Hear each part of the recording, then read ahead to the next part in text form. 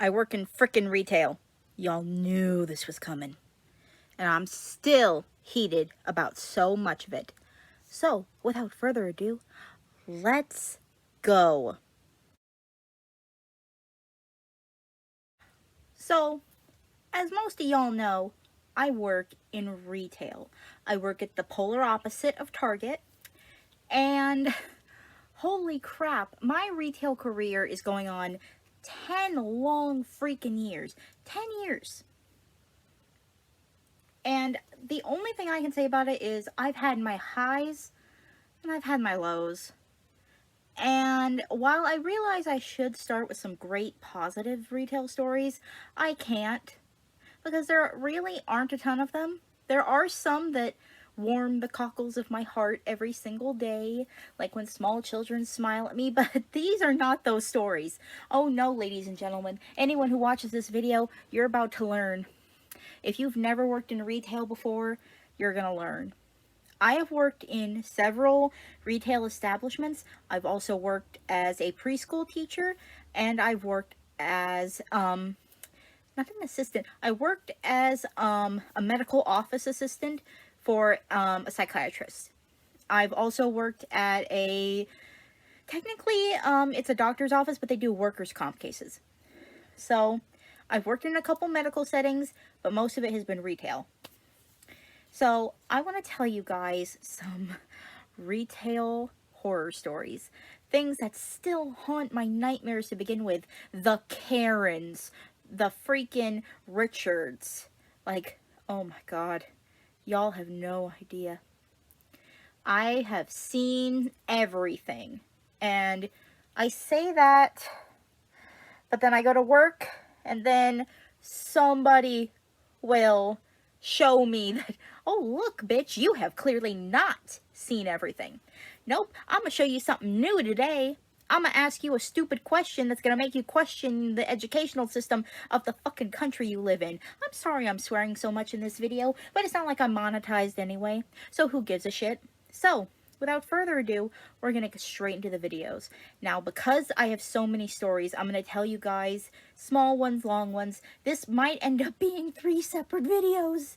Holy crap. So, I initially wanted to start with a really old story, but I think I'm going to start with one that's fairly recent. Now, I did end up telling this to several coworkers when it happened after the fact, because I was just so mad.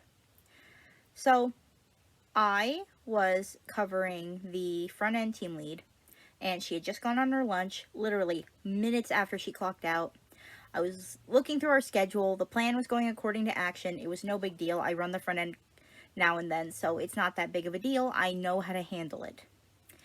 Well, what I didn't know how to handle this time was these 2 grown-ass men who decided to start a fight. Now, let me start with this. The first guy, who I'm going to call Jerry. I didn't actually get anybody's names, but I need to call them something. So, one's going to be Jerry, and we're going to call the other guy Fred. So, Jerry is this dude who's standing in the customer service line trying to return a car battery without a receipt, and he's not wearing a mask. So, my first instinct is to walk up as the person running the front end, god damn it, and say, hey, sir, you have to be wearing a mask to be in the store. It's, you know, a rule, mandate, whatever. But he says he doesn't have one, and he doesn't have the money to buy one. That's why he's trying to return the car battery and get cash. I'm like, okay, first of all, that's not going to happen. Second of all, I'm sorry, sir, but you do need a mask. I don't have any on me. He says, do you have free ones? No, we do not have any free ones. They used to give us boxes of those, but literally, if they let us give out free masks, we would probably go through 50 boxes a day. People just don't wear masks, and some of them are too lazy to get them. Thankfully, there are people that remember their purses, like the lady in front of him, because she turned around with a mask and gave it to him, and I'm like, okay. He put it on, covered his nose, right as rain. We're all good. The world continues. I go off for a few minutes to take care of something. I come back. Now, we're going to introduce Fred. Fred comes into the store with his motorized scooter, because I guess he is disabled, and he's got like a visor over it and it's painted black. Okay, but Fred is also not wearing a freaking mask. Really, Fred? Okay. Well, Jerry sees this, and apparently him having had to be told to put on a mask by a 5'2" girl did not please him. So he stopped Fred and he said, "Hey dude, you gotta be wearing a mask. You're supposed to be wearing a mask in here." And this apparently immediately set Fred off. Like, as I came walking up and I heard this, I watched Fred literally go from a 0 to 100 in seconds. He was up out of that effing chair and he was waltzing over immediately in Jerry's face. Jerry, by the way, pulled his goddamn mask down because apparently the two needed to spit in each other's faces. They're spitting on each other. They are, let me show you this, they are literally like this close to each other, yelling in each other's faces, spitting on each other, causing a goddamn scene. This all happened in not even 3 seconds. Now, usually it takes a lot to flip my bitch switch, but apparently I was having none of it because I was already stressed out. One of my cashiers had done a no-call no-show. The other was taking forever to get a lunch out. I was already irritated, and then Jerry and fucking Fred decided to start shit. So, what I did, I'm amazed I did not get fired for. I'm amazed I didn't get reported. I walked right up, still 6 feet away from them, but almost exactly 6 feet. And I stared at them, and I said in this beautiful, fake-ass customer service voice, and I'm gonna try to replicate it as best I can. This is what I said. "Gentlemen, I'm gonna need you two to separate. You are far too close and you both need to be wearing masks." Now, I'm doing that. I'm smiling under my mask. I have that tone of voice going. I sound like a perfect little customer service drone like I'm supposed to. Well, they do separate, I will give you that. Jerry separates and he walks back to where his car battery is because he had moved too forward, too close to Fred. And Fred is angry, and I tell him, "Sir, you must be wearing a mask to be in here." He yells, "I have a medical exemption card. I think he had asthma or emphysema or something." But he tells me, "I don't have to wear one." And I'm like, that is not the case. There are people. I literally wore a mask while I had COVID, but we won't go into that one. And I'm like, oh, I want so badly to have security throw you out, but the only thing I can do is alert them that you're in here endangering yourself and others. So I did. I got on the horn and I told him, you know, code 100 to customer service. And Fred and Jerry are still looking at each other, and Fred at this point has not gone back to sit down in his chair. And he, you know, starts, you know, getting a little yelly again.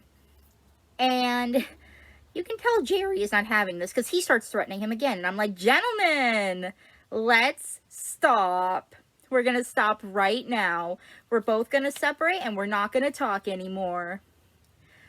Now, what I said next was probably a little 0 to 100 myself. But I did say, "Gentlemen, if this continues, I will call the police." Now, Jerry turned his ass right around, put his mask up, back to his car battery, moved ahead in line, got away from Fred. Fred got back in his motorized chair, but he decided to comment and said, I'm not afraid of the police. I know I'm in the right." I looked at him and said, dead ass, "Sir, I will call the police, but it's not the police you should be afraid of.